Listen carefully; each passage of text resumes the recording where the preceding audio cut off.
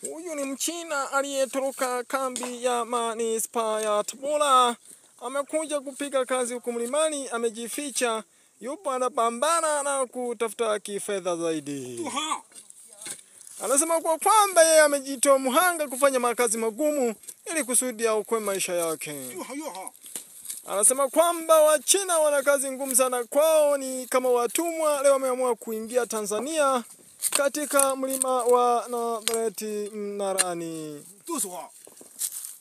Sikiliza ndugu mtazamaji, kama unavyomwona Mchina huyu anapambana kufanya kazi za kiume ambazo haziwezi, amejilazimisha tu.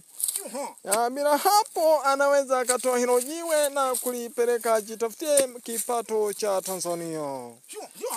Ndugu mtazamaji, leo tuko katika mlima wa Mnarani, tupo na ndani ya idara ya Ancheche Pogaru ndani ya Elkamo Lestia.